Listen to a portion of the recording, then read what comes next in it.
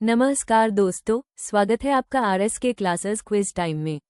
यहाँ हम लेकर आए हैं आज के 5 सबसे महत्वपूर्ण सवाल जो आपकी यूपीएससी और यूपीपीसीएस जैसी परीक्षाओं के लिए अत्यंत उपयोगी साबित हो सकते हैं। तो चलिए शुरू करते हैं आज का क्विज। प्रश्न 1, हाल ही में किन देशों ने संयुक्त रूप से एक नवीन वैश्विक समुद्री पहल न्यू ग्लोबल मैरिटाइम इनिशिएटिव की घोषणा की है, जो हिंद महासागर में रणनीतिक संतुलन को लेकर अहम मानी जा रही है?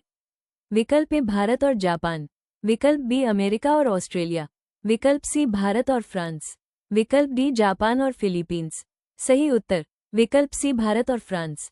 व्याख्या: भारत और फ्रांस ने हिंद महासागर में साझा हितों की रक्षा के लिए एक नई समुद्री पहल की घोषणा की है।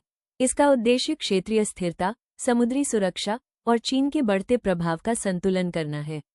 ये रणनीतिक साझेदारी वैश्विक भू राजनीति में भारत की भूमिका को और अधिक मजबूत करती है। प्रश्न 2, बजट घाटा फिस्कल डेफिसिट बढ़ने का मुख्य कारण इनमें से क्या हो सकता है?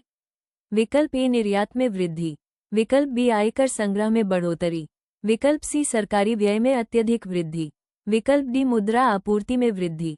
सही उत्तर विकल्प सी सरकारी व्यय में अत्यधिक वृद्धि। व्याख्या: जब सरकार की कुल प्राप्तियां उसके कुल व्यय से कम होती हैं तो उसे बजट घाटा कहा जाता है।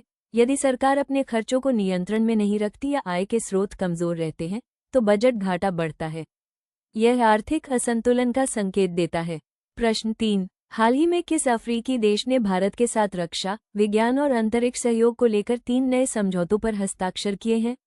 विकल्प ए केन्या, विकल्प बी घाना, विकल्प सी नामीबिया, विकल्प डी नाइजीरिया। सही उत्तर विकल्प ए केन्या। व्याख्या: भारत और केन्या के बीच हुए इन समझौतों से द्विपक्षीय संबंध और अधिक मजबूत होंगे।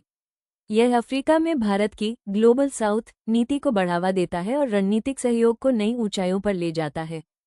प्रश्न 4, भारत सरकार द्वारा हाल ही में शुरू की गई मेरा युवा भारत माय भारत योजना का मुख्य उद्देश्य क्या है?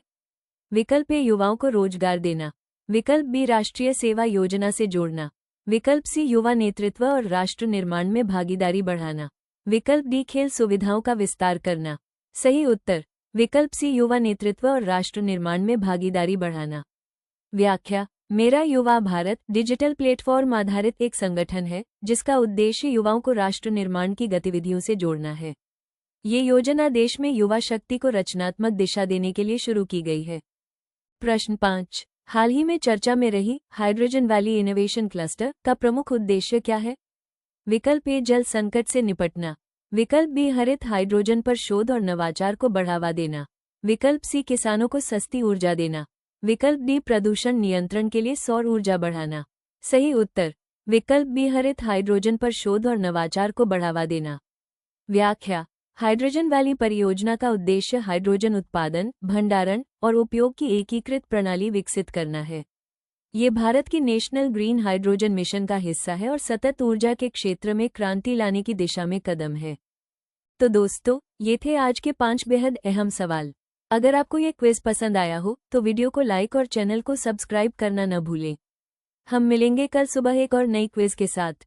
तब तक के लिए पढ़ते रहिए, बढ़ते रहिए। जय हिंद।